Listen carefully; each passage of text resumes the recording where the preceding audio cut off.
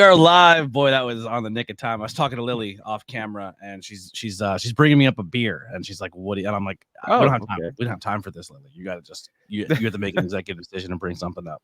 But we are live. ABJ presents Tornado Tag, episode 159, the history of the Intercontinental Championship, which you are looking at your TWF Intercontinental Champion. Boy, ain't I great? BP, we're going to go through the history of the Intercontinental Champion. It has many looks. We're not going to post the looks up here. If you want to go seek out the looks of these titles, you can do so. But, and then we're going to end this podcast with now it's just our picks. It's not, it can go by stat based or just favorites. Maybe we'll do one of each. We'll do our stat based one, who you think should be this, and then our personal Mount Rushmores of the Intercontinental Championship. How's that sound? Okay. Yeah, four is going to be interesting.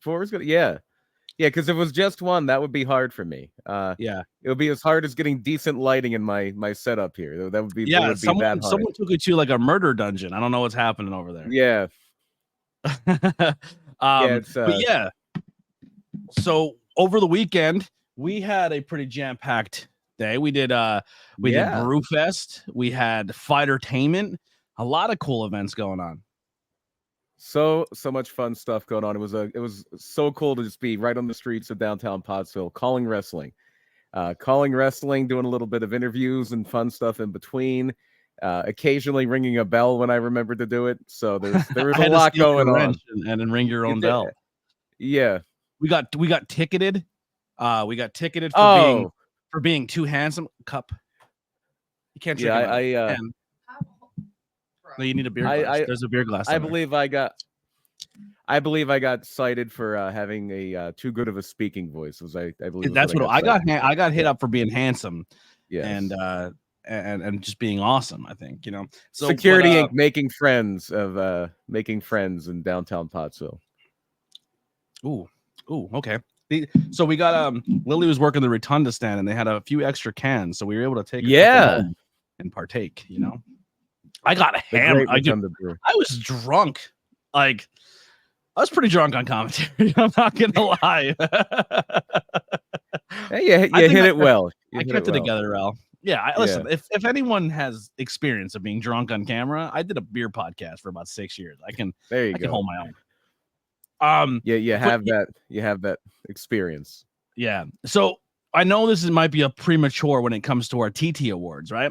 Where we break down like people's first years and stuff, but holy shit, Journey Burke rookie year. I mean, right now for me, she's the front runner rookie of the year. Yeah, she is, and it's so funny because now she's really finding herself in this heel persona. She's really gotten. But she can also be a great babyface. But yeah, but at us, well, if we go back to last year, if we go to Brews Giving, and that they did got in Pottsville, over Pilgrim Brewing and the people who put together Schuylkill County Brewfest, they do one in the fall called Brews Giving indoors, obviously because it's in late November. But at Brews Giving, Journey was the city of Pottsville fell in love with Journey Burke Esquire, and they still adore Journey Burke. Not Jason Furious, not so much. Not so much. I mean, as a professional wrestler, we respect Jason Furious tremendously. Incredible. And I mean, if you look at local titles, like who had the best title run independent wise, I mean, Mike Skyros with the HCW title. Shout out to HCW. Yeah. You have Jason Furious with his Pilgrim Championship. Like, there's been some banger title runs the past couple years that and Jason Furious is still going strong, but Journey Burke I think is on his heels. Yeah, some fun traveling championships, which is really, really cool. And it has been a hell of a run for Furious. And we've drinking it a few times against Tony Deppen. Yeah, right. Yeah, it's more of a daytime drink, but whenever, I guess. It's just a citrusy smooth seltzer. I don't know. Oh, well, then there's that. You could always do the redneck. You could always do the redneck mimosa. That's PBR and Pabst Blue Ribbon. Yeah. I love that all of the actual brewers themselves are drinking like PBR and orange juice. Yeah, ABJ Orange Juice. Oh yeah, yeah. They're Steven enjoying the Chambers high life. is here last week in wrestling here, but a little Right bit of on. delay still. Full StreamYard is still kind of fucking us over with this. It seems a little better than Wednesday. It seems a little better than Wednesday. Yeah. I had to sacrifice my lighting for a more crisp connection. Yeah, That's what yeah. happened. So I do want to do a little bit of panhandling here, BP. I don't like doing it. I don't like, hey, make sure you hit that subscribe button, or make sure you hit the, go check out the merch page and buy some t-shirts. I'm trying my best to get caught up after, a couple, almost a year or two of no income, and trying to get caught up on bills and stuff like that. And also trying to save up some money to upgrade some stuff on the podcast. I really, really want to get some these microphones and camera setups that I think would really, really enhance this channel when it comes to recording on location, and kind of recording things that'll be pre-recorded that can go out and not always be this lifestyle. So I'm asking you, the viewer, if you guys can help me out. Check out the merch pages. See if you can subscribe to the YouTube channel, monthly subscriptions, t-shirt sales, anything like that. Patreon, tips and donations, super chats, anything helps out, and it will all go to trying to get these cameras. The goal is to try to get 3 of them. And for simple reasons, to say we go to Pilgrim BP and you want to join me for a bang and beers. There's gonna be a camera on me, a camera on you, and a camera on both of us, and I can kind of do a 3-camera shot with cameras this fucking big. They're super, super small cameras. They travel really well. With my joint disorder, it makes it so much easier. So a little panhandling here. If you guys can help out as a community, that'd be awesome. If not, I understand. Like, share, subscribe, still all goes very long. But BP, local stuff kind of out of the way for now. This week in wrestling, anything crazy going on that kind of caught your eye? For me, once again, I kind of took a little bit of a break from weekly wrestling. I will be getting back in during the month of August, I promise. SummerSlam. Yeah, I checked. Get back in. I checked out a bit of SmackDown, but yeah, mostly I've been immersed in the local wrestling stuff. The local wrestling stuff so far since we last did a show, which is like 4 days ago. Yeah. But yeah, so I've been more into that the local stuff, just with those 2 big events going on, and obviously I have to do a lot with for PPW now. It's a month-long job for me as far as making sure that card is round out. A lot of work goes into that 3-hour show. And until you really get deep behind the scenes, you don't realize just how much work goes into the putting it together, the promotion, and all of those little things.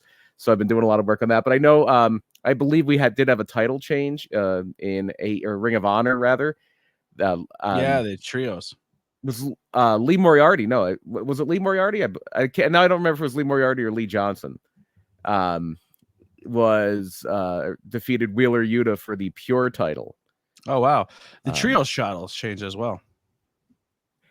Yeah, I believe that may have been the week before. I know. I believe the what do they call them? Christians. Christian Lee Moriarty. I thought it was Lee Moriarty. The ROH trio titles changed hands. Oh, I thought they were like I didn't know they were. They had so it was the Undisputed Kingdom holding it. Mike Bennett. Oh, okay.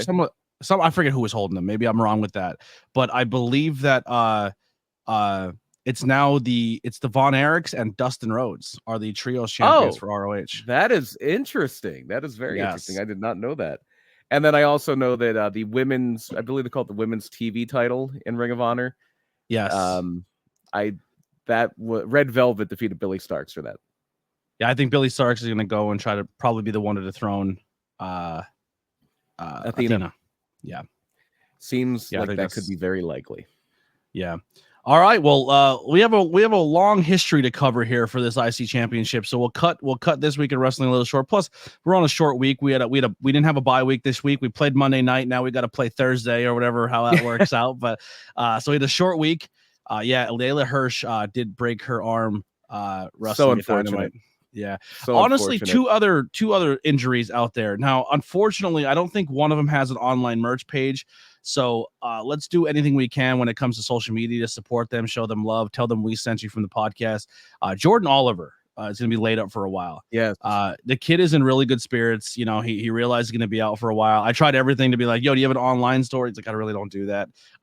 So hopefully that changes soon. Keep an eye on him. Follow him on social media. If he does post anything, retweet it. Just keep him relevant. The kid works really, really hard. He should be someone that should be on TV very soon. And this is this is a setback for him at this age. And I also believe another GCW guy. Shit, I'm having a brain fart. Really tinier, like he's a tinier guy. Not Micro Man. No. I mean tiny as in like he's not like built. He's not like a built superstar, but he's really, really over. I'm having a brain fart. Yeah, Nasty Leroy could probably help me out. This is not something I'm aware of, unfortunately. Yeah, Tony Deppen tweeted about him being injured and support the kid because he's injuries suck. That they do. Yeah. And that was another big thing for me this week is go ahead. I got to call a Tony Deppen match and he didn't get injured. I'm very happy about that. Yeah, I got to see Tony Deppen wrestle and I think we're finally on the other side. Now, I don't want to jinx that because I'm going to be calling a Tony Deppen match in about 2 weeks here. So I don't want to throw a jinx on that by saying, oh, I maybe that is over. But the story there is I have a very bad track record of Tony Deppen getting hurt when I watch him wrestle, or somebody getting hurt in a Tony Deppen match when I watch him wrestle. So the first time I saw Tony Deppen wrestle live was at Schuylkill County Brewfest 2022, and he hit his head on the concrete and needed several staples and stitches to close up his head wound. And then I saw him wrestle in 2023 in Brooklyn at GCW against Zack Sabre Jr., and that is when he broke his arm. And then I had one or two where it was okay. I saw him wrestle at Ring of Honor, WrestleMania weekend, and he was fine. Wrestled a few times for GCW, and he was fine. But then I saw him wrestling Sean Legacy at AXW a few months ago, and Sean Legacy broke his finger. But they were well on their way to having a match of the year candidate, and now they are going to be running it back on August 17th at AXW, so that's going to be fun. Yeah. All right. Well, I'm going to scroll through this, and if I do, Ratty Daddy Cole Radrick is injured. Oh yeah, love Cole Radrick. That's a shame. Yeah, get well. I don't mean disrespect by saying he's a smaller guy, but he does have that fight from behind underneath style. Like, yeah, he's like the modern day Whipwreck. He's super he's super over with the crowd, super relatable. But Cole Radrick also very good wrestler. Yeah, and I retweeted Radrick and Jordan Oliver's socials and their stuff on Twitter. So if you follow me on social media on Twitter, I retweeted both of those so you can check out both their things. And I think they have Cash App and Venmos that you can support them if you can. Also, if you're not supporting us, support them. Either way, it goes good for me. See, Henry, what's going on? All right, BP, let's go through the history of the IC title. Yes, the Intercontinental Heavyweight Wrestling Championship is what I believe it used to say on the classic version of the title, my preferred version of the title. Not that the modern one is bad by any stretch of the imagination. I think it kind of looks like a watch, so maybe that's why I don't like it as much as the old one. But the one that that your Intercontinental title is modeled after, that is the Intercontinental title that I know and love. I prefer the traditional black leather than over the white that they had when they brought it back. But this is always was. For much of its history, especially early on, for the first roughly 25 years it was around, this was the secondary title. So 1 second, it's going to duck away to wipe my nose. You're good. This was the championship underneath the WWF or later WWF championship. And it's born from another title. So in the 70s, in the late 70s, the WWF, right before it changed names, introduced the North American heavyweight title. And before that, it was always, you just had your world champion, which is usually Bruno Sammartino by that point. Now we're in at the time this title's introduced, we're in the Bob Backlund era. And then you had your tag titles, and that was really it. Sometimes they would do like gimmicky stuff, like they had the World Martial Arts title, which was just a vehicle for Antonio Inoki. They did some other things like that, but usually it was just those two titles. So in the late 70s, they introduced the North American Heavyweight Championship, and it was held mainly by Ted DiBiase, well before $1 Million Man, well before. So we're talking about like the late 1970s. I believe DiBiase was the champion from February to June of 1979, and he won and lost that title in Allentown. So the two big taping spots for WWF wrestling or WWF wrestling were Hamburg. Obviously, we've talked about it a lot on the show because we've done shows there. So the Hamburg Fieldhouse would tape All-Star Wrestling, and then there was another show they would do called Championship Wrestling, and that would usually be taped at Agricultural Hall in Allentown. So DiBiase wins the title from, or was awarded the title. I just see they did a lot of phantom title changes, but I think it was just kind of he showed up as the North American champion. He loses that title in June to Pat Patterson, also in Allentown. And somewhere along the way, Patterson does lose the North American title to Seiji Sakaguchi in Japan. And that title just becomes a Japanese thing for a few years until it eventually just goes defunct. But in the 70s, early 80s, pre-Vince McMahon Jr., Vincent K. McMahon taking over, they did have a pretty good working relationship with New Japan Pro Wrestling. So to the point where there is that legendary thing where Bob Backlund lost the WWF title to Antonio Inoki, but the title change was never officially recognized. Like certain things would recognize Inoki as a champion, certain things would not. But what they do before Patterson loses it to Sakaguchi is they came up with this entire other title which did not exist, called the WWF South American Championship. So they basically said that they were going to unify the North American title and the South American title in a tournament in Rio de Janeiro, Brazil, which totally happened. This really 100%. Happened. The barn burner of a tournament. So it totally happened, and there totally was a South American champion as well as a North American champion. So Pat Patterson wins this tournament, which was, I think it was maybe I think it was a 128-man tournament is what it was. It was the North American champion, the South American champion, and 126 other wrestlers. And Pat Patterson emerged on top to unify those two titles. And so you have North America, South America, their continents. So this is now the Intercontinental title. So that's where that is born. Is that the first Intercontinental title there? It's what it's saying online. Yes, it's the first generation of it. Okay, so yeah, this is obviously back when wrestling belts and boxing belts were a lot more intertwined.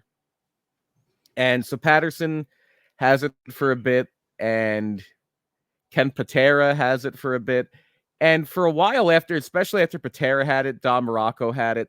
Usually it was something they would use for, how do I want to put this? This is usually something they would use to kind of have a heel. It was a good way to have a heel have a title, because WWF is a legendarily, and we've talked about this a lot, a babyface territory. Mm-hmm. If you look through the history, especially definitely pre Yokozuna, but especially like pre Triple H, it was rare for a heel to be the WWF champion for longer than a couple weeks. Up until Triple H is like a long-term heel champion, they kind of build around in the early 2000s. Your main heel champions that had a run longer than that had a run or two would have been Superstar Billy Graham and Yokozuna, and that was it. Because it was always building around the big baby face. It was building around Bruno first, and then Hogan, and Austin later. But by that time, it's Vince Russo, so they're flipping the title around like crazy. But anyway, so a lot of your early Intercontinental champions that had like runs of any kind of length. Well, no, that's not true, because Pedro Morales was champion for over a year. But you had your Ken Pateras and your Don Moroccos. It was something that like the top heel that like was a heel that would stay around, that wasn't going to have like program after program with Backlund. is going to have. So Don Morocco has that title for 2 runs in the early 80s. And Don Morocco was basically their top regular heel at that point. Usually you just bring people in for a program at Backlund, but Don Morocco's sticking around. And then by the time we get to Tito Santana winning it, it's going to kind of get that reputation it has now of being the quote-unquote worker belt.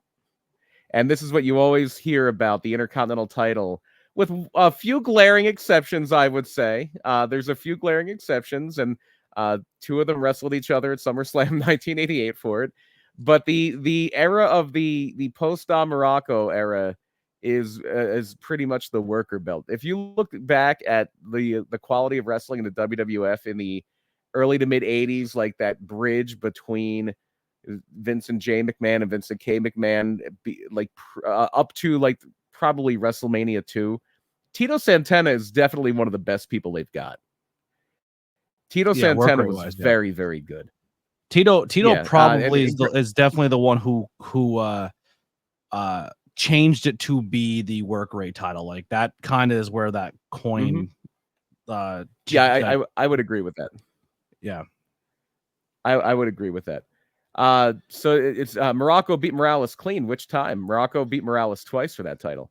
I actually the one I have seen before. So and I believe Tito's the first one to take it to be now a WWF title. I believe it was WWF before that. I know like Wikipedia has it set up that like okay, I see what it I see what they're. So Tito was a champion when they officially pulled out of the NWA. Tito was a champion when they officially pulled out of the NWA. So yeah, if you look at and that was a big thing. Like, and this is another reason why even now they usually don't call the WWE. Maybe they do now, but for the longest time they wouldn't call the WWF title the WWF World Title. They would just call Hulk Hogan was always just called the WWF Champion, and that was a holdover from when WWF was still, even though they didn't recognize the NWA champion, they were in the NWA and they were a part of the alliance. They respected the territory system. The NWA respected their territories. Nobody was running Philly. Nobody was running Pittsburgh. Nobody was running Boston or New York. But WWF and later WWF under Vincent J. McMahon, Vince McMahon's father, they would do the same thing. They wouldn't run Atlanta. They wouldn't run Chicago. They wouldn't run Dallas because Dallas belonged to the Von Erichs. The Carolinas belonged to Crockett, and Mid-South owned the New Orleans, and Eddie Graham owned Florida. So they played nice. And Vincent J. McMahon, Vince Sr., he would always have a seat on the board of directors for the NWA. Even though he didn't use their champion, he had a vote on who it was. That's crazy. Yeah, so that's something that that's something where just because Vincent J. McMahon was respected like that, and he had that seat at the table, but one of the things, if you were an NWA territory, you could have your territory's champion, but you couldn't call him a world champion.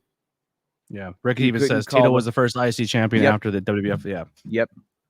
So you couldn't call your champion of your area the world. There was only, according to the NWA, there's only one world champion. If Harley Race was the NWA world champion, that's the world champion. So like Mid-Atlantic, the main title was the U.S. title. There were a lot of different versions of the U.S. title. You had the Detroit version of the U.S. title, the Sheik had. You had the Florida heavyweight title. And so the WWF title was the one for the up north. And so then they have the Intercontinental title because this is kind of just clearly putting in that second place. So yeah, Tito was another 2-time champion. He did kind of lose it to Greg Valentine and win it back there in 1984. So Greg Valentine is actually the Intercontinental champion. And that's when we get to there it is. This is my favorite wrestling belt. That as it looks right there with the red WWF logo, that is the one. That is the one. So Greg Valentine, I don't know if they actually had that design at WrestleMania 1, that I think of it, but I know by 2 they had it. So Valentine defends against JYD at WrestleMania 1, loses it to Tito shortly after that. Valentine was also the first person to really win the heavyweight, the Intercontinental title outside of the United States. Obviously Rio de Janeiro, but the Valentine win was in Toronto. So that was after they bought out the Tunnies in Toronto, and you're coming into a new territory. You want to make a big to do. You're not going to change that world title a lot. Especially back then, they didn't change that world title. They did quick changes when heels had it usually, but your babyface champion, Bruno had it for 7.5 years. And then Pedro Morales had it for, I think, like 3-4 years. And then Bruno had it again for 4 years. And then Backlund had it for 5 years. You do that quick we had Graham in between. He had it for a while. But then you did that quick transition with the Sheik. The Sheik was only champion for like a month and a half. And then Hogan has it for 4 years. And then they start to pick up the pace a little bit. But this is a title that they can also use at this point to have title changes a little more frequently. So we don't want to change that world title a whole lot. But nobody had a 4-year reign with the Intercontinental title. Gunther just broke the record, and it was a little over 2 years. Or no, under 2 years. It was actually under 2 years. Like nobody's ever had that title for 2 years in one go. So once we have Tito's second run, now we get to the guy that I really think puts the title on the map. And I may be telegraphing my Mount Rushmore a little bit. I might be a little biased, but the Macho Man Randy Savage wins it in February of 1986, shortly before WrestleMania 2. And Randy Savage came in, and Randy Savage was immediately a phenom. Like everybody knew, like, oh, this guy's good. Like there was that immediate, like we've got a diamond here. And they as the Intercontinental Champion, Randy Savage is working programs with Hogan for the WWF title. He's doing programs with Bruno Sammartino coming out of retirement. He is really elevating that title. Hey, yeah, we both were doing the we both had the same idea here.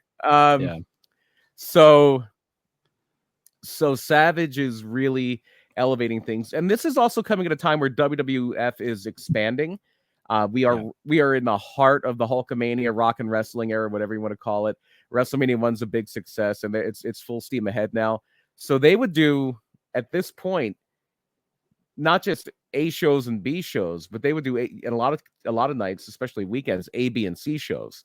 So they could be in New York with their A roster, and they could be in a mid-sized town like a Rochester or something like that with their B show, and then a smaller town like I know a lot of the C shows happened in Hazleton at the Holy Family Academy where a PPW used to run. That was a WWF spot for their C shows a lot.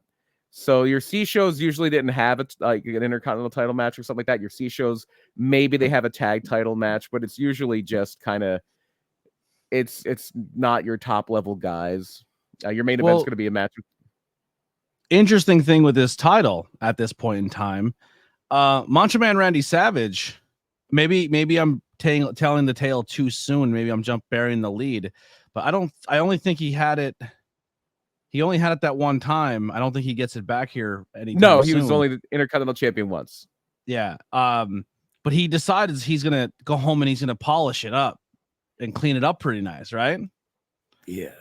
He's gonna take this championship. It's a little dirty. It's a little rusty looking. I'm gonna get it a little cleaned up. Well, he took some cleaner to it, and if you go look at the old title, he strips all of the brass plating off of it.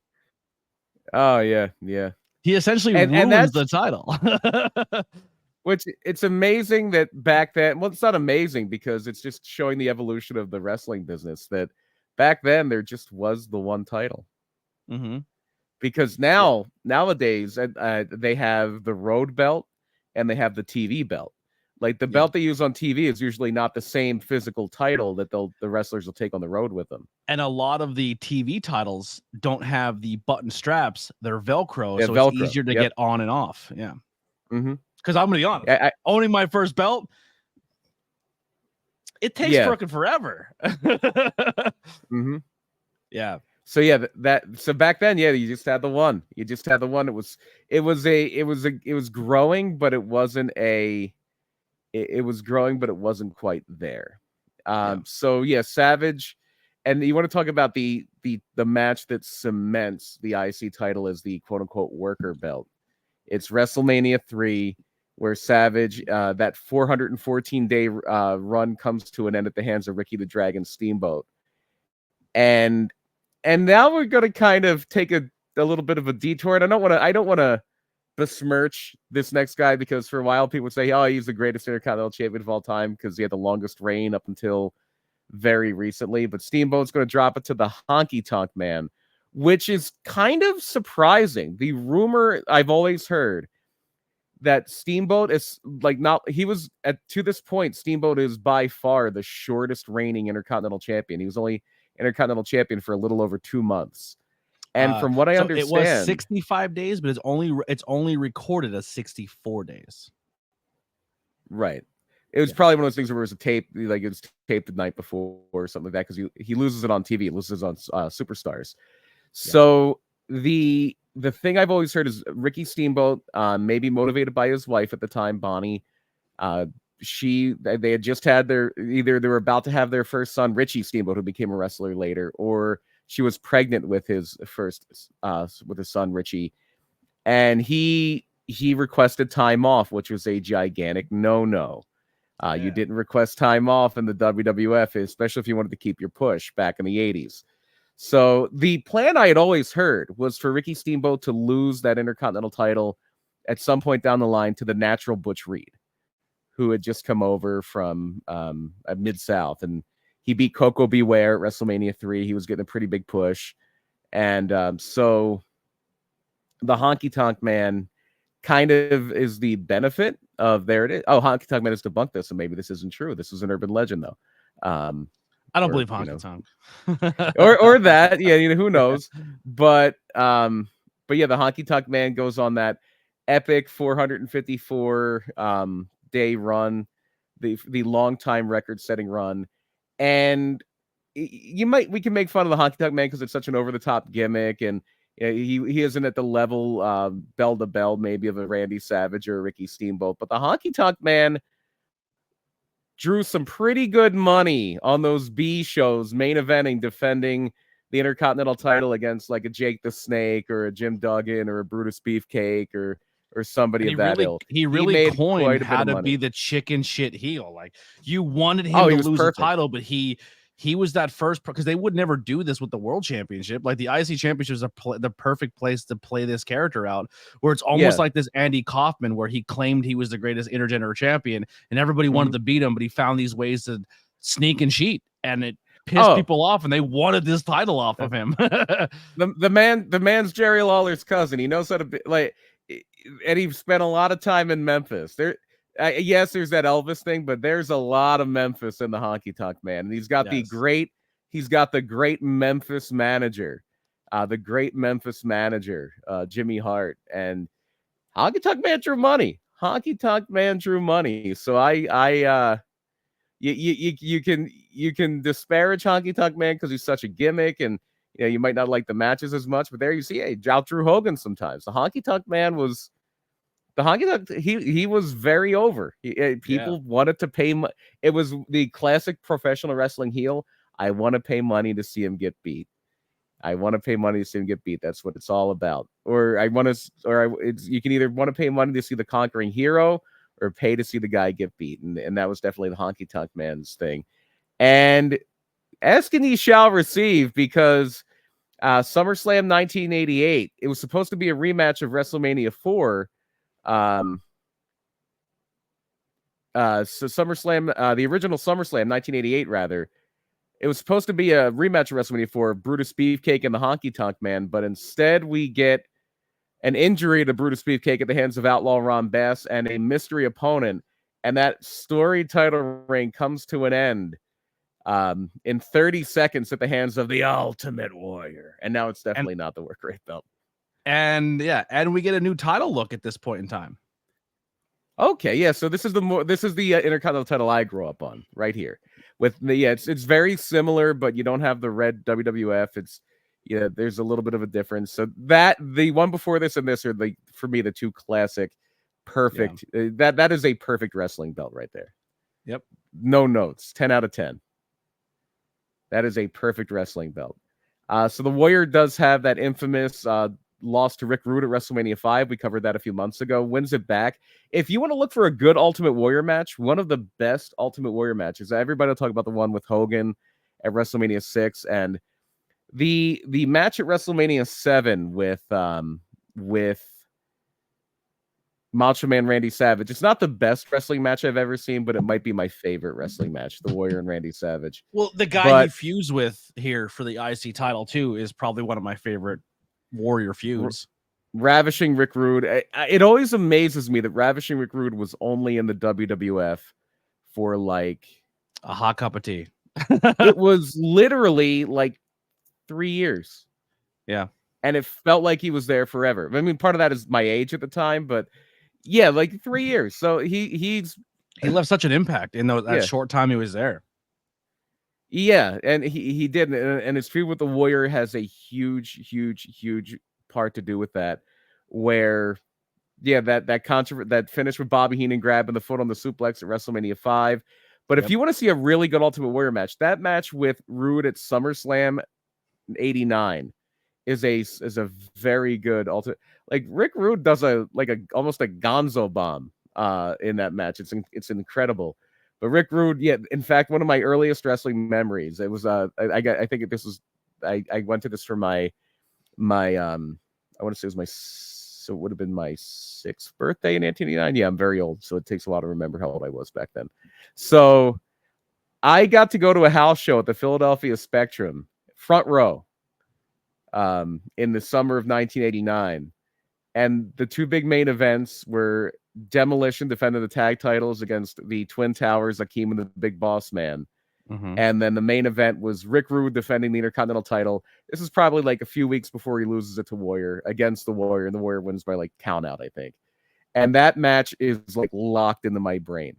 Just locked into my brain. Rude and the Warrior at the Spectrum. But then the Warrior's second run is going to end when he wins the WWF title. So he has to vacate the IC title. And now we're going to get into, and if we're going to be here for 3 hours, we go over every single title reign. So we can kind of speed these up. This is when you're getting into the work rate 2.0 or of like Mr. Perfect, who has. Yeah. Well, the only thing I want to showcase here is gets hurt. Yeah. Warrior wins the title, loses the title. And I just want to put this out because we have a title change, a look again. Not a very short look at this, but this is the first color scheme of the IC title. During Warrior's second run, he had a yellow strapped IC championship. It wasn't for very long. There's not a lot of like stuff of it, but he had a yellow one for a short amount of time during that run. Yeah, so Warrior would even do that, I think, with the WWF title. Like, I believe when he loses it to Slaughter, when he loses it to Slaughter, he actually, the title strap was blue. I think like eggshell blue for the WWF title, if I remember correctly. I did turn off real quick too. I did turn off this. So if you type longer messages because you want to interact, do not be afraid to do that anymore. It has been turned off. I was able to go and do that. So I apologize, Ricky, that the stream bot kind of hit you for typing a lot. That won't happen again. So guys, please, interaction, engagement, chat away. It's all open up. Especially because there were some great messages. They was throwing out some good stuff. You guys are doing amazing. Please, please keep it coming. But yes, the Warrior does vacate the title after his second run of it. Yeah, the main event of WrestleMania 6 is Hulk Hogan and the Ultimate Warrior, title versus title. When the Warrior beats Hogan for the WWF title, he vacates that Intercontinental title. Yes. Okay, I was making sure I could still hear you because your video is frozen on my end, but I don't know if it's frozen for everybody. And so the tournament to crown a new Intercontinental champion is there. There we go. Wait, no. Move around. Just keep going. I'll fix it. You just keep talking. All right. So it was a little distracting there. So Mr. Perfect is originally supposed to lose the title. You're good.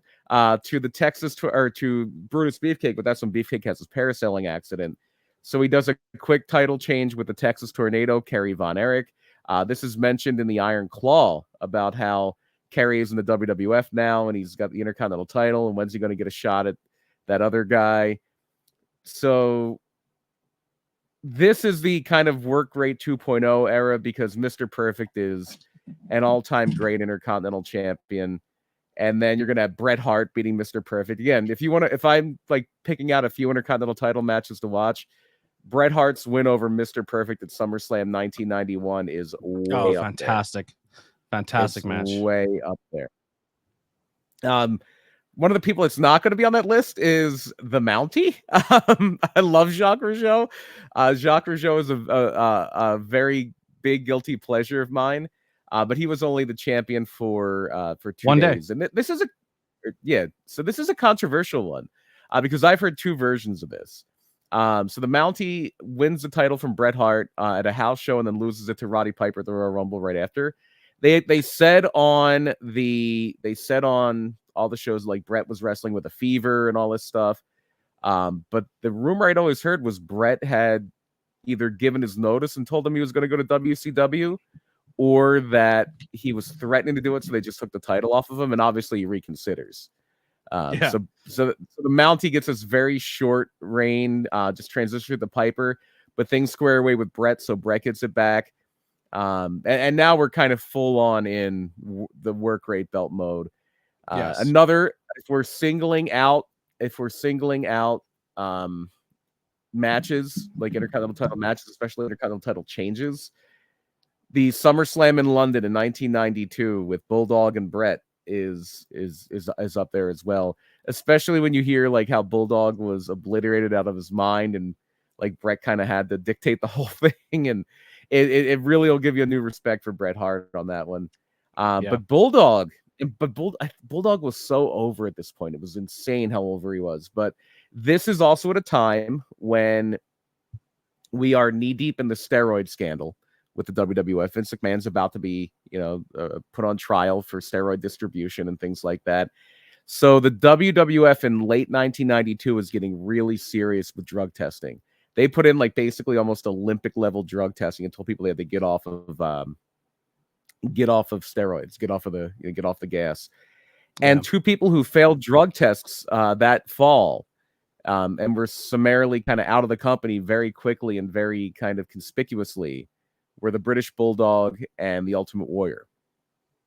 So with the British Bulldog, that is going to lead to him on one of the final episodes of the original run of Saturday Night's Main Event. It was over on Fox at this point. He's going to lose that to, again, one of the people who's got to be considered one of the all-time great Intercontinental champions, and that's Shawn Michaels. And we got a title change, title look change. Did he do a variant of the belt at this point, or was that a little bit later? So this is the first variant. There we go. Okay, second variant. So we got the Robin Egg Blue on his first run. Yep. So if you're into figure collecting, there is a figure of Shawn Michaels that is the WWE Superstars edition, which is the Walmart exclusive, and there is a Shawn Michaels that is packaged with this blue title. Interesting. That's very interesting. So I just double checked. That was actually the last of the original run of Saturday Night's Main Event. So that was in 1992. We don't get another Saturday Night's Main Event until 2006. Yeah. So that was the end of the line for Saturday Night's Main Event at that point. And so at this point, it's also a bit of just booking is going a little crazy here. You can tell Vince's eye is off the ball a little bit because of all these scandals and all this other stuff going on, and people are leaving, and the company's not in great condition at this point.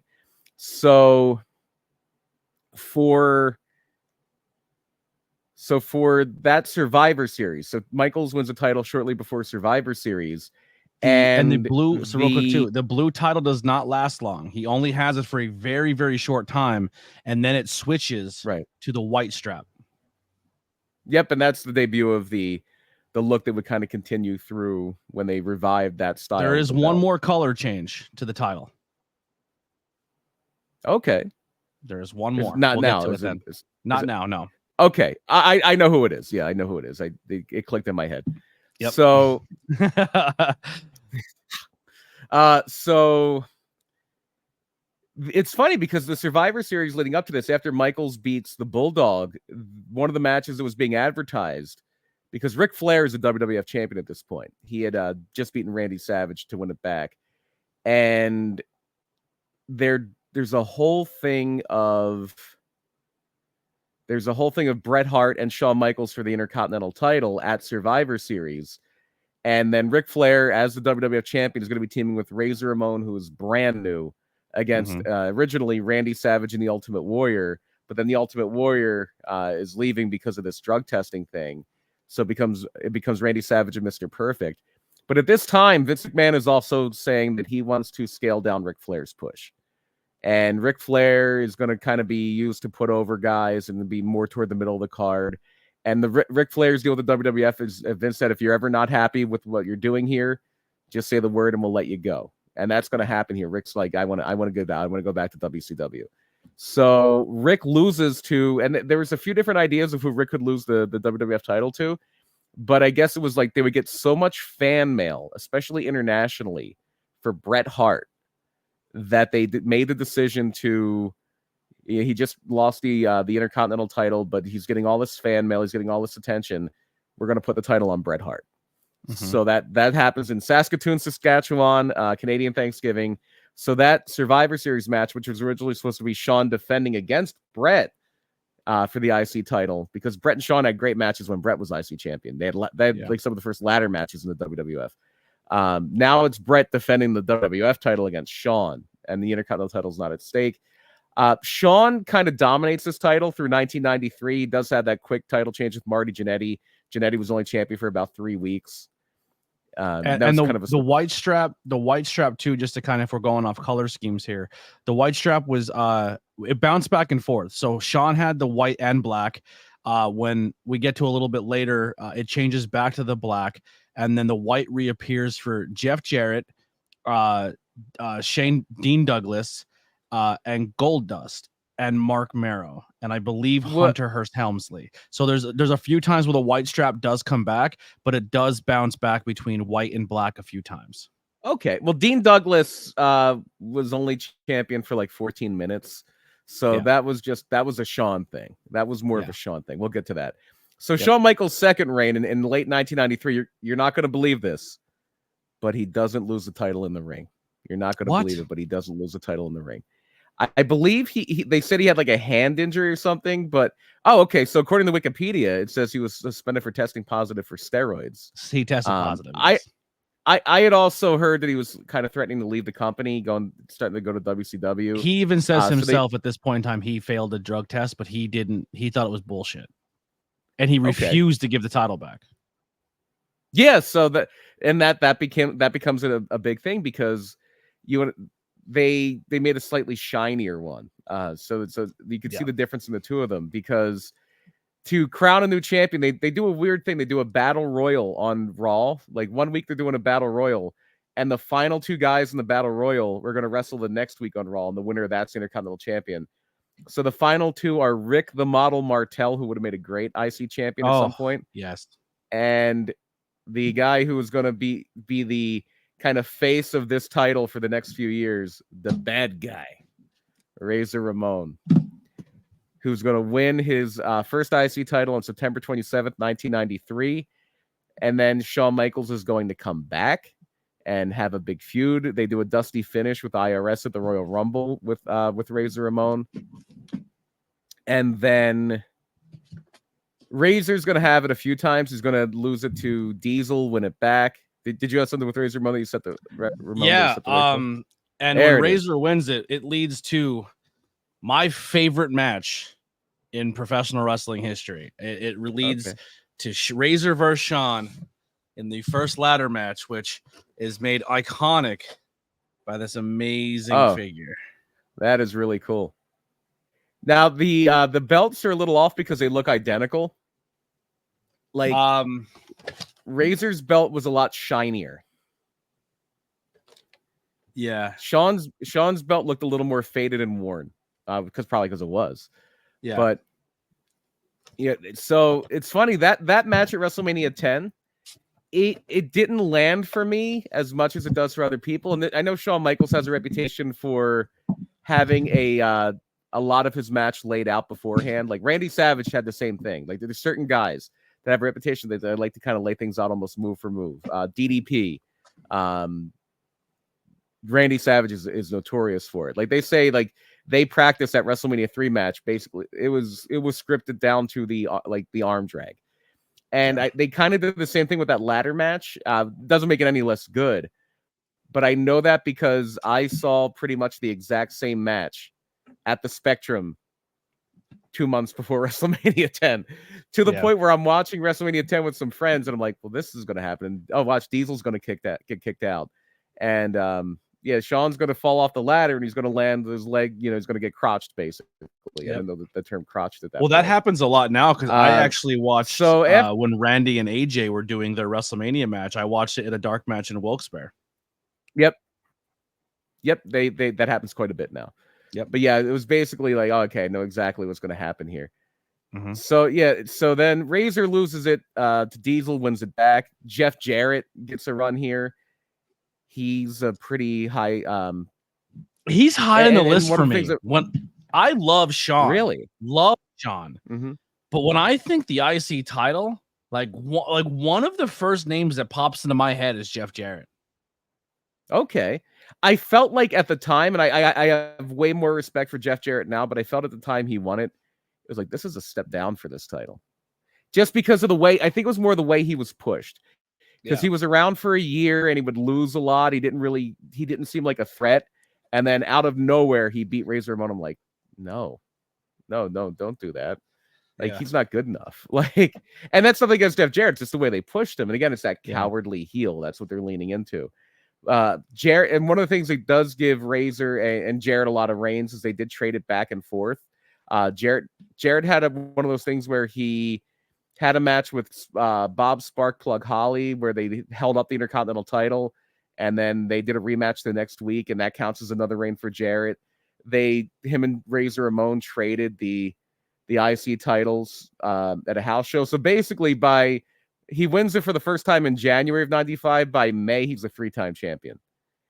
And then he's going to lose that title to Shawn Michaels at In Your House 2, the Lumberjacks, which is an interesting match because after the match, it looked like they were going to set up it looked like the long-term plan was going to be the it looked like the long-term plan was going to be a match between the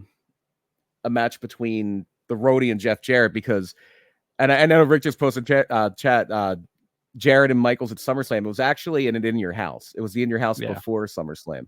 Yep. It was the pay-per-view after King of the Ring 95, to go back to last week. So there was supposed to be this whole thing, this argument between Jarrett and the Roadie backstage after the match, because Roadie accidentally trips Jarrett, which leads to Michaels winning the title. And it's an incredible match, an incredibly hot crowd too.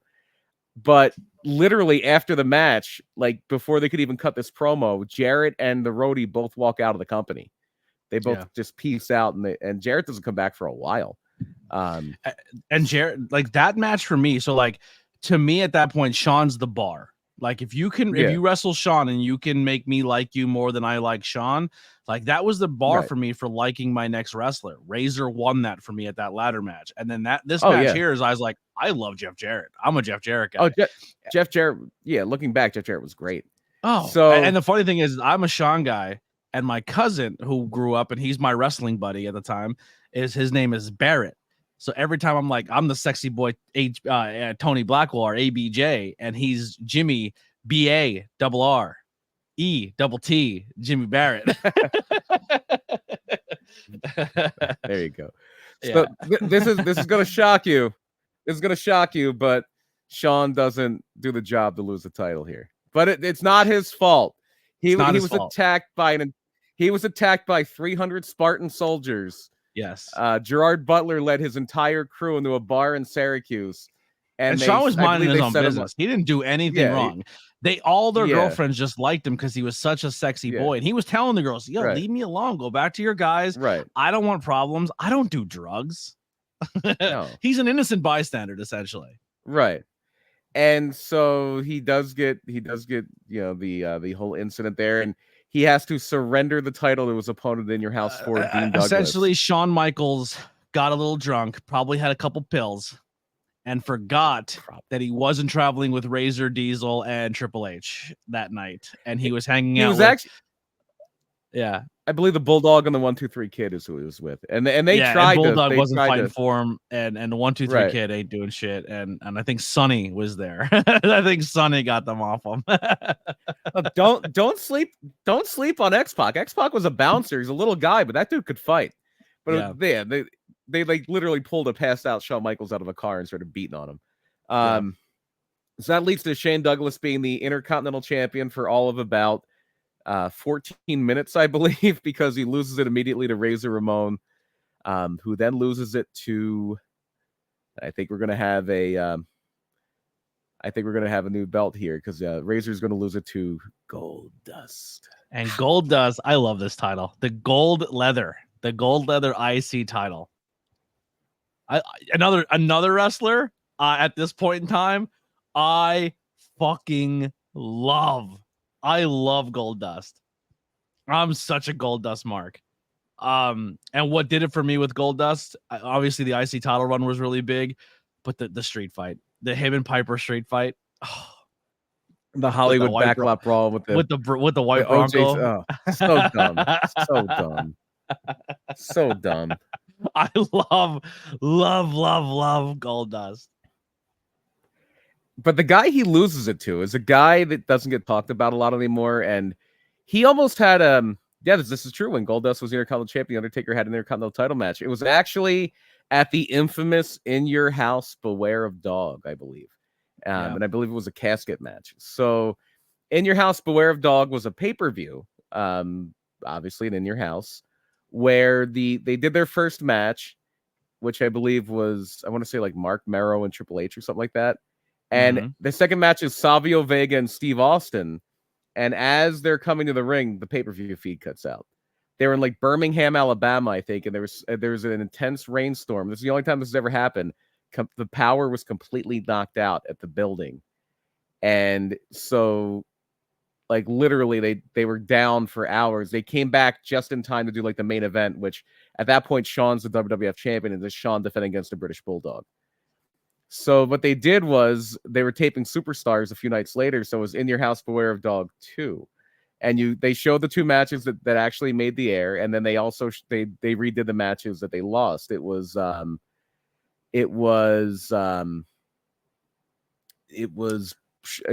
and The Undertaker, which wound up being the main event that night. I believe Vader and Yokozuna had a match, and I don't remember the third match. But according to Wikipedia, Rick, it happened in San Bernardino, California, and when the title was vacated, that might have been where Savio Vega on the tape delay. Oh no, that's not what we're talking about. We're talking about In Your House Beware of Dog, which is where the Undertaker had his IC title match with Goldust. But that's not even recognized on IWTV. It goes Goldust vacated, Goldust Ahmed Johnson. Well, no. No, Undertaker didn't win the title. Yeah. It was. I was incorrect. It was Florence, South Carolina. It was Florence, South Carolina was where the Beware of Dog was. But anyway, so Ahmed Johnson is going to win that title at King of the Ring from Goldust. Ahmed Johnson had a very Goldberg vibe to him. Very Goldberg vibe to him. And unfortunately, injury had a lot of it, had a lot to do. It was either he was injured or he was injuring somebody else pretty much all the time. But he had something, like he was impressive. He popped off the screen and he was super, super hot for a while. But he had a really bad injury after his first feud with Farouk. He had to vacate the Intercontinental title. And then he's one of the first injuries Mark that Merrow. made me fall for an injury. When he did I fell off and the commentary had like a stray nail or something and it went through his hand. I bought that. I don't remember. Yeah, he gets knocked off the apron and he goes to and he grabs onto the commentary table and something cuts his hand or hurts his hand and he's like he gets injured with it. Yeah, but I think it was just a way to get him off TV for a little bit. It could have been, yeah. But he did get injured a lot, and he did injure other people a lot. So now we're gonna get kind of into, I would think, like worker belt 2.0 almost. Mark Merrow was having very good matches. It looked like they were going to bring in Mr. Perfect as like a heel manager, but then he leaves the company. Rocky Maivia, The Rock, gets his first run here in 1997 around WrestleMania 13. Owen Hart is going to get it, and he's going to lose it to Steve Austin. But this is the infamous Steve Austin match where Austin injures his neck. It's SummerSlam 97. And so, if you watch the documentary, when Stone Cold is backstage and a doctor's tending to Stone Cold for his injury, it's our boy Dr. Frank. Yes, who we got to work with at the Brewfest. He was he was looking in on some injuries during the Brewfest. Man, we also had Owen Hart too. Oh, Stone Cold is so hot at this point. It's basically you're just gonna give him the IC title to keep him warm because he's clearly getting the WWF title at WrestleMania. And Owen was such a good IC title champion too. I love Owen as Owen was great. Owen was great, and this is and that injury, Owen really leans into it because Austin has to vacate the title. He's going to be out from August to November. Owen's going to win it at Bad Blood, lose it back to Austin at the Survivor Series in Montreal, that Survivor Series. But Austin's not going to be the champion for long because he's going on the bigger and better things. They kind of had to have him win it just to close the book with Owen, but he basically beats The Rock at In Your House to Generation X and then gives the belt to The Rock. After that, like, I don't want your. I think that's when he threw it in the river. Actually, like, go get it, it's yours. Yeah, but yeah, and we have a title change. So The Rock is the champion. Well, now this is our new championship. Oh, I hate this one. Yeah, we get the Oval Championship. Oh no, why? No, I hate it. I don't think it lasts very long though. It was they kept it in essence for a while. It had a different look slightly. They made it look a little bit more like the classic title, but it was still. It goes from this look, to this look, because it goes from F to E, sorry, it goes from the F to the logo, Attitude Era. So essentially, they're just changing the look from the classic WWF to more this Attitude Era, and they changed the font a little bit, and they changed the WWF in the middle, so that it only lasts for a year because in '98 we switch over to the Attitude Era title. Yeah, and this is where the IC title definitely, well, not yet, because The Rock really gets elevated by it. Triple H wins it in a really good match at SummerSlam, really good ladder match between The Rock and Triple H. But it's like everybody watched that match. It was supposed to be like the match that makes Triple H, where it was like, oh, The Rock has got to be like the next big guy. Not that Triple H looked bad in that match, but it was the match that made people go like, oh no, The Rock's going to be like a top guy. Like, it was that match at SummerSlam. Unfortunately, Triple H did injure his knee very, very quickly into that run, so he has to vacate the title. And now it's going to become a little bit deeper rooted in the mid card. Now your top level guys, like it used to be, like the IC champion was like one heartbeat away from the WWF title. The IC title post Triple H losing it is gonna, no disrespect to Ken Shamrock or Val Venus or anybody, but it's going to be very much a mid card title now, and it's not being a hot high potatoed. mid card. Yeah. So, and I mean, this is Vince Russo, so yeah, you're gonna get a ton of different title changes. But I'm gonna tell you right now, for a day. I like this era of the IC championship. It's for me as like someone who at some points didn't care about the world title. Like, I liked Jeff Jarrett as champion. I like seeing Edge as champion. D'Lo Brown, a great champion. We get China here. We get the beginnings of Chris Jericho and his amazing IC championship runs. Kurt Angle, you get Chris Benoit. You get Chris Jericho and China as co-Intercontinental champions, which was a Russo, and China being the first female to hold the Intercontinental Championship. It's funny. I was gonna say that's such a Russo idea, and he was already gone at that point, so it wasn't even Russo. We get like, during this run, we get Eddie Guerrero, Triple H again, Kane, Lance Storm gets it for a little bit. Edge and Christian bounce it back and forth. William Regal's the champion at this time. So this era of the championship to me is a lot of fun. It's hopped around a lot, but I like it. Yeah. And Van Dam is a champion in 2002 when now we have the roster split. So the invasion angle is over, but we... For 2002, it switches to this. Yeah, that's the one I think that sticks around for a while, unfortunately. Yeah, but it's very similar, but now we've gotten the F out, and it's the WWE Intercontinental title. Absolutely. Yep. Nailed it. So we also get a roster split in 2002, and the Intercontinental Championship is going to be exclusive to Raw, and the US title is going to be revived for SmackDown. So from the old WCW US title, which was like their equivalent to the IC title, SmackDown is going to have the US, Raw is going to have the IC. This is when Eddie Guerrero comes back, has a very fun run with Rob Van Dam. They did a ladder match, I believe, in Edmonton that was very good. And yeah, you're still gonna have some high level guys here. Jericho's gonna have another run with it.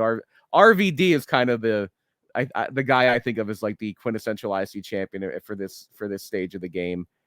But then around the time Kane has it, they really want to put over this world heavyweight title that they have, because it was kind of the thing that happened with Seth Rollins getting that world heavyweight title, and Seth being the workhorse and Seth being the guy was kind of what they were relying on to put that IC title on the map, or that world heavyweight title on the map. When they bring back the world heavyweight title, when Brock as the WWE Undisputed Champion just goes exclusive to SmackDown, they just hand Triple H the world heavyweight title and say, "Yep, you're the champ. You're the best guy here. You're the champ." So he learned from the best. He learned from the best, Shawn Michaels. You can, instead of not losing in the ring, you're not going to win in the ring. He's going to do the reverse, Shawn. So Jesus. Triple H to add legitimacy to this title and to put more focus on it, they very briefly, for about 9 months, get rid of the Intercontinental title. And I remember hating this. I'm like, you can't get rid of the Intercontinental title. It's such a vital part of the history of the WWF. Why would you get rid of it? So they basically keep rolling titles into titles. The European title and the hardcore title get unified, and then the hardcore title and European title get unified into the Intercontinental title, and then Triple H beats Kane to unify the Intercontinental title and the World Heavyweight title. And again, this is, I think, just it's awful, and it's just a misguided attempt to just Could you imagine that Triple H title seem legitimate. If they kill off the history of this title in 2002? Oh, if it would have never came back, that would have been a shame. It would have been a shame. Yeah, bad, real bad. So then they do revive it, and shortly after WrestleMania 18, they have a nice, fun little feud with Christian and Booker T. Christian, another guy who puts this title kind of on the map. Yeah, the reign that really sticks out in this era is Randy Orton's. Like, they elevate Randy Orton really well in 2003 with that Intercontinental title. It's an amazing feud with Mick Foley. Mick Foley coming out of retirement for that feud. And they did a wonderful job of elevating Randy Orton. It was mainly in 2004, to the point where by the end of that Intercontinental title run, when he loses at the Edge, Randy Orton's going to jump into having that World Heavyweight title, but only for a month, because well, during this section, when it comes back, I mean, Booker T has it for a little bit. Christian, and it kind of like some of the names that have potatoes around with here is Christian, Rob Van Dam, Chris Jericho, Edge, and Shelton Benjamin are all kind of guys really holding it down. With also, you can throw in like a Jeff Hardy and a Johnny Mundo or Johnny Nitro at this time. Yeah, this is well before Johnny Mundo. And Kofi gets one of his first title runs during this era of this title as well. Yeah, a guy I really liked around this time was Umaga. I think Umaga did a great job with that title. And just Umaga was something I didn't appreciate appropriately. The Randy Orton's reign stood out just because it had some heft to it, had some length to it. Yeah. Where we're getting into like the dark ages of the Intercontinental title now, in my opinion. Everybody's mileage may vary. It's like kind of one of those things where the era you grew up in is usually the one you think is the best. And like this is the same title that like Randy Savage had and Mr. Perfect had. It's like, and now it's just being passed around like to guys who are kind of opening match guys. Not that these guys aren't good. It's just that they aren't really seen as guys who are going to be threats. Maybe Umaga, but yeah, not seen as threats to do anything substantial. And then finally, because it's been for the longest time, except for a very brief time when Van Dam had it on SmackDown, but it came right back to Raw with Jericho. The first time in the roster split era that the Intercontinental title was going to be a SmackDown specific title for any length of time was actually in 2009, when I believe Rey Mysterio just got drafted to Raw. They flipped the IC and the US title like they do a lot now in the draft. But it's the same kind of crew of guys. This is where Drew McIntyre gets his first IC title run. Is Vince's chosen one. Yeah, you're getting a little lot before like this. that. CM Punk gets his Kofi first, I believe, his first IC championship. I think it's first and only. Yeah. Punk had it for a bit.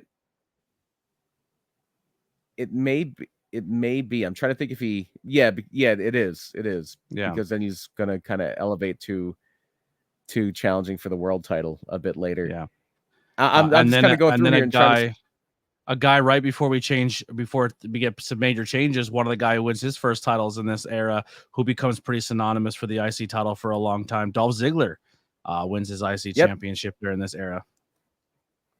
Yeah, and this is again very much in my opinion, again, like kind of the low point for the Intercontinental title, and it's going to be for a while. Even to go through like 2012, this was a low point for WWE for me too. So maybe I'm a little biased.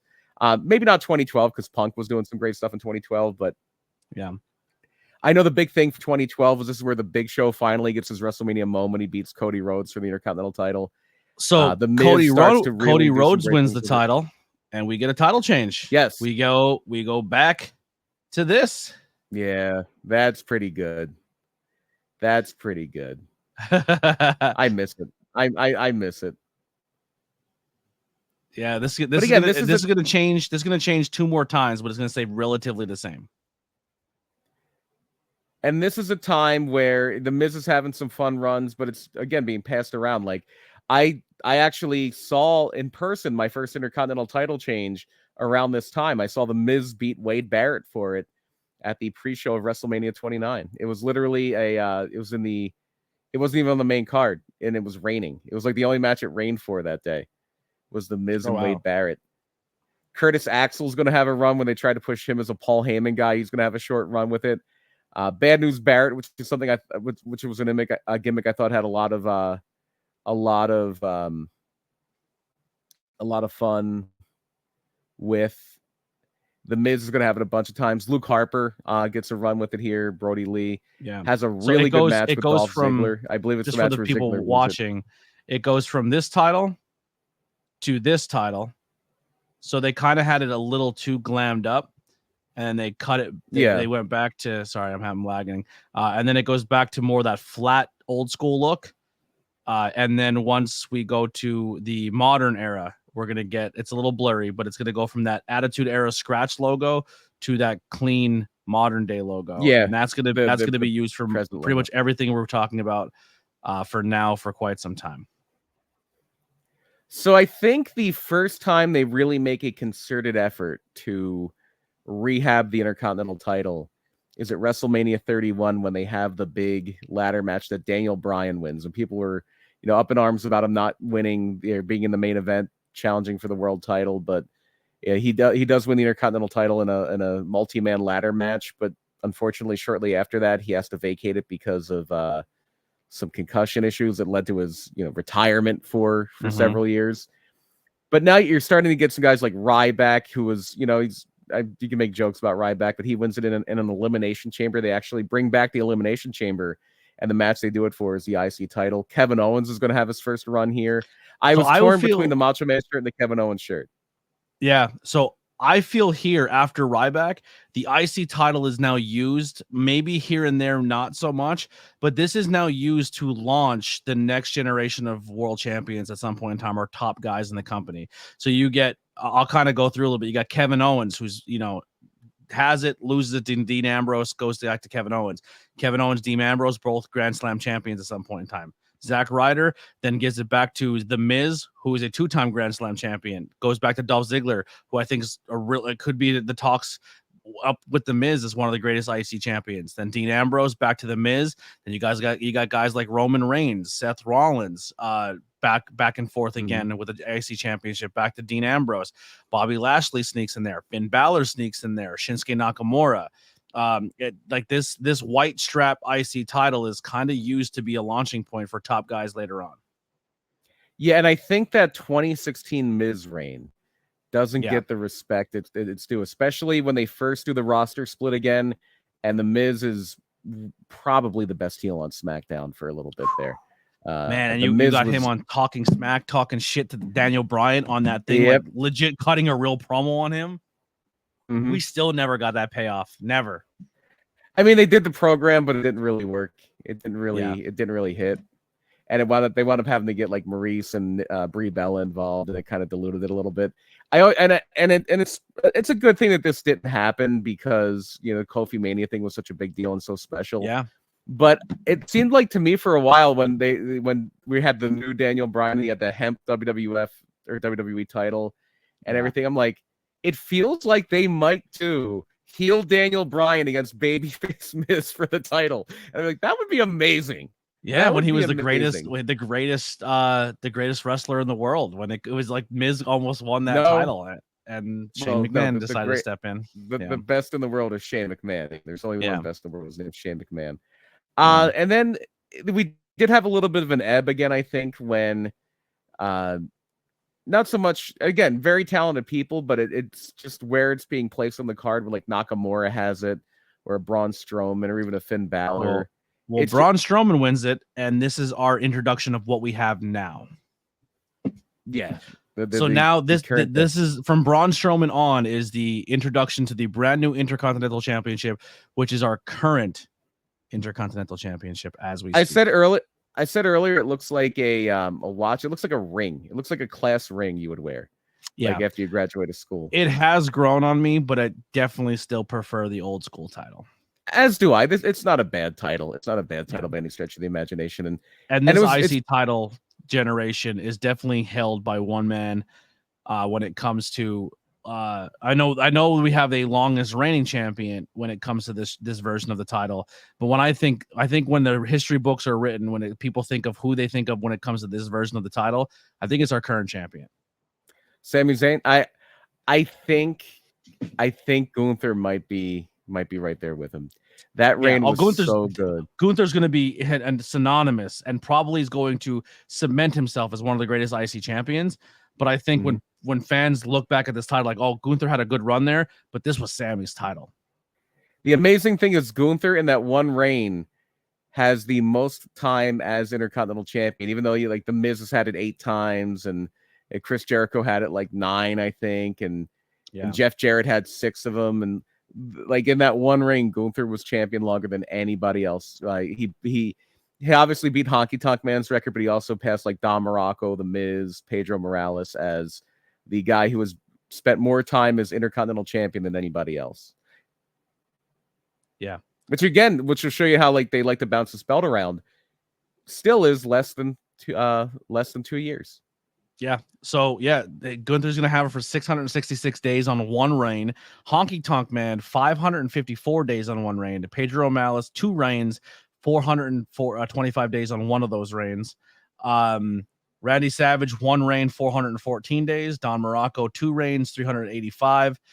Greg Hammer Valentine 1 reign for 285. Mr. Perfect 2 reigns for 280. The Rock 2 reigns for 265. Shelton Benjamin 1 reign for 244.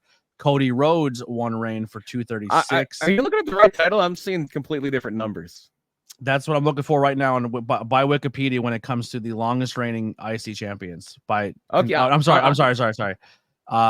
For longest reigns, that's what it's showing here. Yeah, I'm seeing completely different numbers. I'm seeing like Pedro with 619, The Miz with 597, Don Morocco It says Pedro 541. only has his one run 414. It says here on Wikipedia. Is somebody vandalizing Wikipedia? Because I'm seeing different things Maybe. here. But Oh, whatever. I'm sorry, Pedro's Whatever. 425 according to this. That's not what I'm seeing. But interesting. Maybe I'm wrong. yeah. I'm sorry. No, that's okay. But whatever it may be, Gunther is the is it obviously has that record. Probably will have it for a long time. I don't foresee Sami Zayn having that title much longer. I'm going to be honest. No. I think Braun Breaker is going to have that very soon. I I think think the Braun Breaker that era. is going to be that I think that is going to be that classic case of using that title to elevate somebody, using that title to elevate somebody into a main event level guy. And Chris Jericho is at 9 total times. Miz is at 8. Ziggler's at 6. Ziggler's got to be up there. Yeah. Jeff Jarrett's at 6. Miz is at 6. RVD is at 6. And everything after that is pretty much 5 and under. But yeah, Jericho is your most times as the IC champion, with the Miz right behind him at 8. I remember it was. Yeah. Yeah, I remember it was a big deal that Razor had it 4 times. That was like the high water mark for a while. Yeah. Yeah, so that's essentially where we are now. Currently, we just said Sami Zayn is running it. He's in a program right now with Braun Breaker. We're rumor-wise, we're looking at possibly WWE changing the looks of the title for this modern era. So we might get new looks of the title, and kind of what they've been doing is they go for more like they're looking like they're doing like a gladiator-ish look, almost like the big gold with a lot of filigree and a lot of vine work and like lions or stuff like that on the title, where it looks very gladiator and like that's kind of how the tag team titles look, but they modeled themselves kind of after the shape of it is almost like the old Demolition title. The current day Seth Rollins title kind of looks like a different version of Big Gold. It has like a Big Gold feel to it. And the rumor is the IC champion is supposed to get a different look. The US championship is going to get a different look. And the other world championship, which is the Giant W, is supposed to get a new look very soon as well. The rumor is Cody's going to unveil, and everyone's saying it's going to be the new modern look of what everyone liked as the Winged Eagle. That's just all rumor, but we'll see how it comes out. I don't think they're going to get too far away from having a giant WWE logo on their titles. The W is going to be on the belt 100%. Especially the main title, the Cody title, because they get so much free publicity just by sending whatever sports team wins the title that belt. It is all over. It is all over everything when they do that. It's all over the locker room. It's all over the parade. It's all over everything. But yeah, I think we're in a very good spot for the Intercontinental title. I think it's as strong as it has been in years, largely due to that Gunther reign and to Sami Zayn, really kind of keeping the charge on it. They treat it a lot more serious than they did for a lot of the, post 19, I would say 97, 1998. From 98 until about 2016 was really a bad time, in my opinion, for the title. But right now, they really do a good job of making that Intercontinental title mean something. Yeah, Sammy was essentially the Rocky taking down the Ivan Drago, or the foreign champion at WrestleMania in Philadelphia. Yeah, then that's another Intercontinental title. I've seen 2 Intercontinental title changes, and they were both at WrestleMania. How about that? Yeah. So let's go into stat wise, no bias aside. Who do you take as your Mount Rushmore of IC champions? If you're just looking at the numbers, I mean, you got number wise, we'll through there. Yep.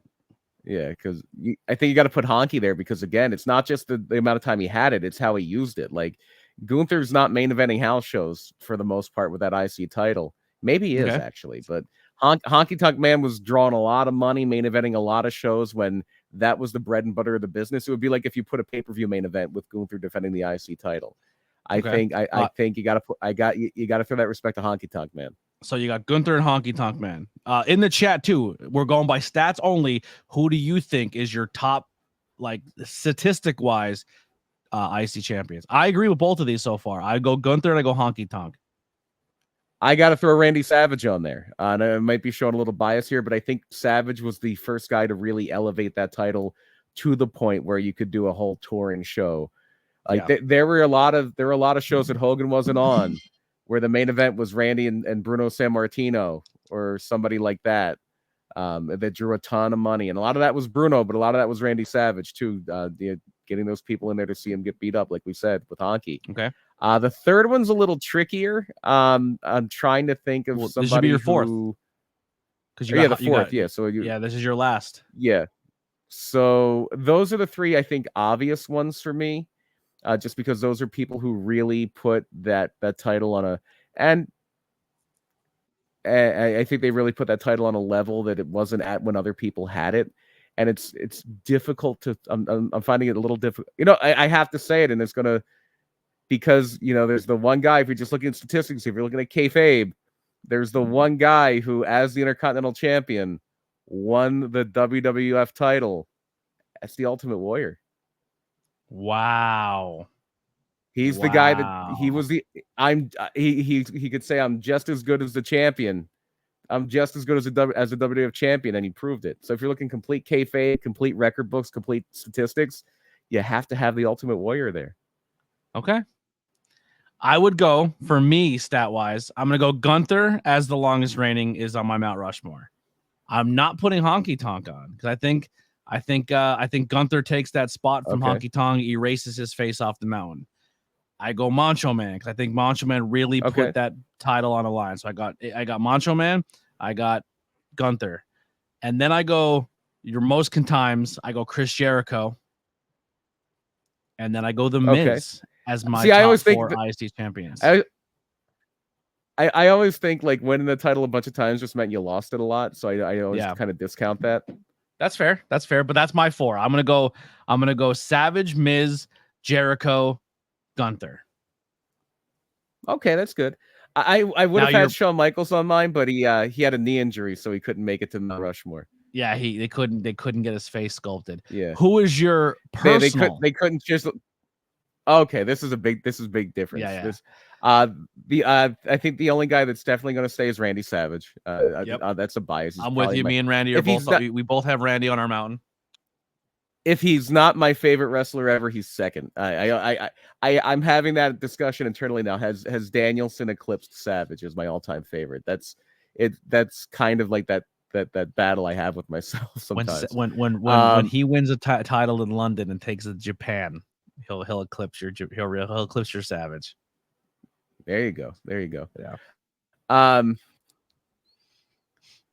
So just because of that era, just because I thought he was so good with it, I gotta put Mr. Perfect up there.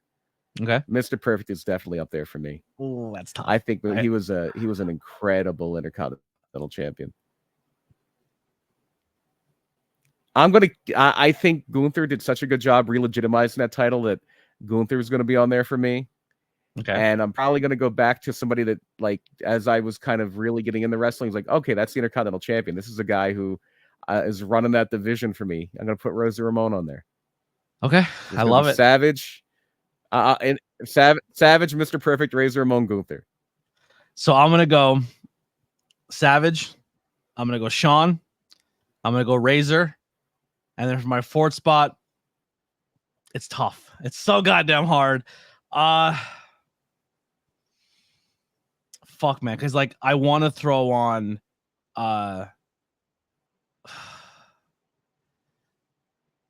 a Ziggler. I love Ziggler as champion. I love Perfect as champion. My reinvigoration into the championship scene, like Dean Ambrose and stuff with it, Kevin Owens with it. But I think I'm gonna go Razor Shawn because they have my best ladder match, and Razor was that guy that kind of really put on the map for me. Shawn is my guy, Savage is my guy, and my fourth is gonna be the Miz. The Miz is gonna be my fourth guy in Mount Savage. Yeah, and we got Edge, Jericho, Miz, and Shawn for SWAGM in the chat. People tend to forget the IC title was the only title Piper ever had, and that is true. Yep. Yeah, that is very true. Never had the tag title. Never had the big title. Never was a world champion. Imagine that. Roddy Piper was never a world. Different time. Yeah.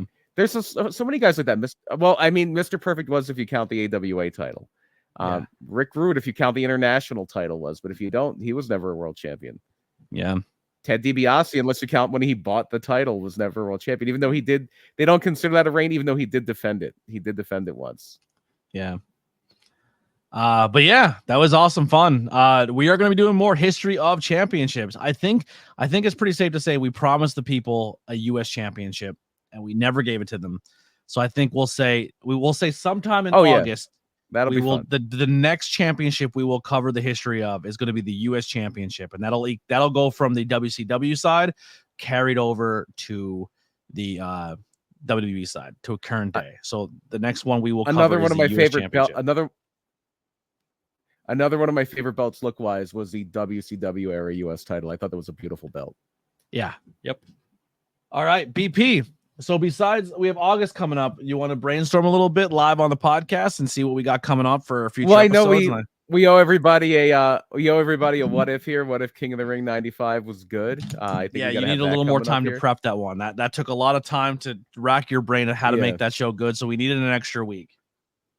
Yeah. So the book and my booking energies were going to book a show I'm going to plug here in a few minutes. So I had to divert my booking energies to something else for a little bit. And then, I think we can definitely do a U.S. title, one. I don't know if you want to do another show or something like that in August. We could throw up an old SummerSlam. I'm partial to SummerSlam 91. SummerSlam 91 is a wild show. It's such a unique show. And it has, piggybacking off of this, it has that amazing Bret Mr. Perfect Intercontinental title match. It's Mr. Perfect's final night as the Intercontinental Champion. SummerSlam what? 91. From Madison Square Garden. 1, 2, 3, 4. So we have 4 Sundays to do. So we have What If King of the Ring 95, U.S. Championship, SummerSlam 91, and we have one more. So like maybe another history of. We could do that. Yeah, I don't know if anybody has any outstanding requests for a history of, but we can do a deep dive on somebody some point. We'll give it to the chat. I know there's a little bit of delay. We'll let you guys in the chat pick a what if. Who do you want us to cover? The history of their career or who they are as people? We'll let it up to you guys. First, we'll let a couple comments come through, and we will decide as the hosts of this shenanigan city here what will be. So we have What If King of the Ring 95 will be on the 4th. The 11th will be the U.S. title. The 18th will be SummerSlam 91. Ooh, Raz says Miss Elizabeth. That's interesting. That would be tricky to get an hour out of, but yeah, we could try it. All right, that's a contender. It's not the winner. We'll see what else, if anyone else posts anything. I know we talked about Bret Hart, the history of Bret Hart. Yeah, that's a big one. That's one you could do like a whole. So here's the thing. I think we should do a month. Somewhere in the month we do the history of Bret. The following month we do the history of Shawn, and then the next month we do. And then that leads to the great debate. Yes, the great debate. All right. Of why you're a Bret guy, why you're a Shawn guy. Maybe November. Yes. We can lead into November. Yeah. Are you team Bret? Are you team Shawn? Who are you voting for? I'm gonna get screwed here. No, I don't like this. I don't like this. All I'm saying is we have mail-in ballots for Shawn. I know a trap when I know it. Look, no mail-in ballots, no collusion. Look, we're gonna have an uprising. I love that idea. That could be our lead up to the political landscape. I'm gonna if that happens, we're gonna have a show on January 6th of 2025, and I'm just gonna steamroll that entire thing. Whatever we're talking about, just gonna make it all about Bret Hart. Yeah. So September we'll do the history of Bret. The vote. October we do the history of Shawn. November we do the debate, and we elect our podcast goat. And it's fine, but I'm not going to do it in Canada. All right. History of 1, 2, 3 Kids put out there. Mr. Wrestling 3. That would be a good. That's not really a thing. Okay. History of the 1, 2, 3 Kid. That would be interesting. The 1, 2, 3 Kid would be an interesting one to do. Yeah. The history of the J Cup. Which one? There's like 80 million J Cups. Yeah, there's a lot of J Cups. The Jersey Cup or the one in Japan, the real one. Like, yeah. I like the Brett Sean thing, and 1-2-3 Kid is definitely somebody, or X-Pac, whatever you want to call him. Now, he has had a very fascinating career and a guy that does not get the respect he deserves. Inoki? Inoki would be an interesting one. So you're leaning heavily on 1-2-3 Kid? I like that. I mean, I wouldn't mind doing Inoki at some point too, but yeah, but for this month, I think the Brett for this month, Sean for the month after Suzuki, another one. Minoru he's had a very interesting career. Yeah, let's do 1-2-3 Kid. 1-2-3 Kid, X-Pac for the end of August, our 4th episode. Right on. All right. I thought Brett was the 4th one. I know Brett's not till September. That's right. September. Yeah.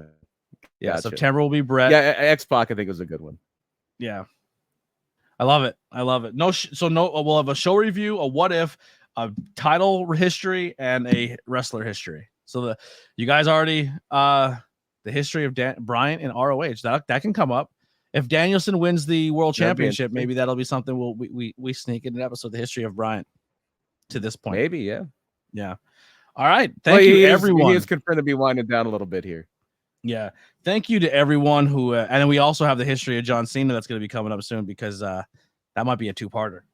But that might be something we'll have to do because his retirement's coming up. Guys, if you are listening to this audio wise, please take a screenshot and let us know what platform you're using. Use Spotify and leave some comments on there so we can leave your comments. Anyone watching this later on, leave some comments and we'll get to you guys also. Like, share, subscribe. Word of mouth helps this podcast grow. Let's get us back up into that top 250 chart at Apple. So subscribe to us on your favorite podcast platform. Listen to us on your drive home from work. We have a lot of great podcasts to listen to, not just Tornado Tag, but we have the horror movie reviews, the movie reviews, interviews with great interviews coming up. Closing out the month, we have Sammy Chaos tomorrow. And then on Tuesday, we'll have Eddie Reyes, former member of Taking Back Sunday, founding member of Taking Back Sunday, to close out this month. Grab some merchandise. If you can, subscribe to the channel here on YouTube. The membership can go as little as 99 cents or as much as 100, or you can do you can pay to play however you want over on Patreon, super chats and donations. Everything right now is going towards the trying to get these cameras for the podcast. I have a lot of cool ideas of stuff I want to do with these cameras. It's just hard right now trying to get them. So any help will be great. BP, anything you want to plug before we get out of here? Yeah, August 10th. So that'll be 2 weeks from yesterday. August 10th, I'll be at PPW for Conquest. We just announced a fun match tonight, and it was like literally right before this. One of the reasons I was a little late connecting with you today is we announced a second women's match for the show. Danny Moe is going to be facing. It's funny because one of the cool things about these past couple of shows is that we've seen locally this week is that we do have a lot of international flair. We got to see R1 again. We had a guy from Chile, Pedro Pablo, who was wrestling at Brewfest yesterday. But and I'm trying to score down her name here, and I unfortunately I just pull it up on my phone, I guess. But hang on one second. Her name is, sorry for the big delay here. I know the show is going very long. You're good. Her name is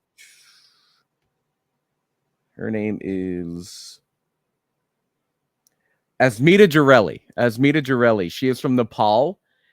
So a few months ago, Danny Moe went to Mount Everest, the first base camp of Mount Everest, over 18,000 feet above sea level, and had a wrestling match on Mount Everest, set a record for the highest altitude for a women's wrestling match in history. And she was on Jericho's podcast. Imagine carrying the ring up there. It was a very makeshift ring. It was not a regulation wrestling ring. I'll say that much. It was like a few mats and like literal rope on sticks, I think. Okay. But she's not going to be, this isn't the person that Danny wrestled in Everest, but this is the referee for that match. She is also a wrestler from Nepal. She is in the United States, and she will be coming to PPW to take on Danny Moe. Awesome. So that's going to be a fun one. Facade and Nolan Pierce, title versus title, almost that Hulk Hogan Ultimate Warrior thing going on there. A lot of other really fun things. I know a match that I'm looking forward to. 2 matches I'm really looking forward to. Diego Hill and Chris Slade are going to tear the house down, as are Dio Bando and GKM. We got a lot of fun stuff planned. Yeah. We will be back in Philly on the 16th of August for Solar Slam, for the no ring shows with High Tension and Pro Wrestling Explosion. Some awesome matchups already lined up for that one, so go follow them for all that information. As well as I'll be back at New Era Pro Wrestling on the 17th, so make sure you check us out there. I do have some episodes lined up already for next month.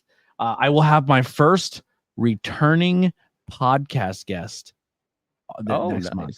Yeah, the first ever return. So it's going to be the first podcast of somebody who was on the podcast as an ABJ interview and getting a return interview. Yes. Very cool. Very cool. Yep. And then I'll kind of give you one more spoiler here for the month before you see the thumbnail. We will be reviewing the original Beetlejuice just in time for the new one to come out next month. Yes. One of my all-time favorite movies. The original. And it will not be, it might be live, it may not be live, but it'll be a 4-way movie review. So the 4 of us doing it. So something to look forward to. Yeah, that's something to look forward to. There you go, yeah. Yeah. All right, everyone. Thank you so much.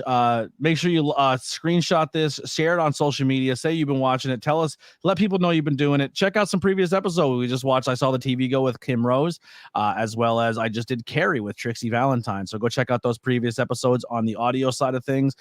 Tell your friends, subscribe to the channel, follow us on all social media. We have the links below. If you're watching on the High Tension Wrestling Network, come over and subscribe to the ABJ side of things over on my channel. If you're watching on the ABJ side of things, go over and subscribe to the High Tension side of things. So let's get that going.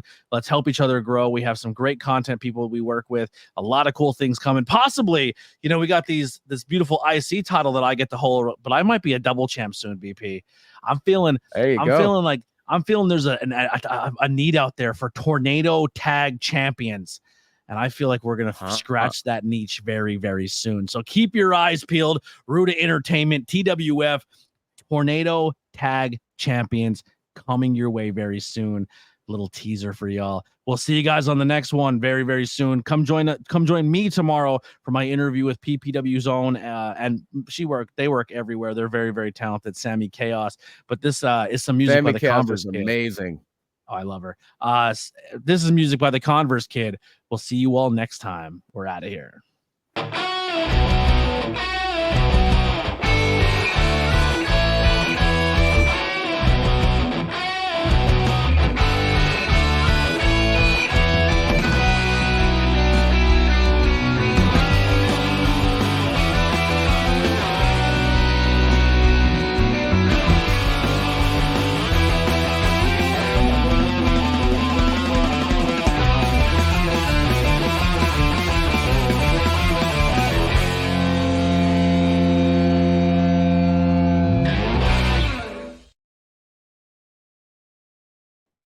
BP, I have doctors in the back telling me I cannot defend this title. So how dare you guys even try to take advantage of me like that? Only in Rio. What's that? Place, Rio de Janeiro. That's it. No, I was pulling a Bret Hart. Remember when he was doing the doctors in the back telling me I can't? Right. This is a real injury. This isn't some hokey injury. Do you think that was shots at Sean? Maybe. I think so. All right, see you guys next time. Bye.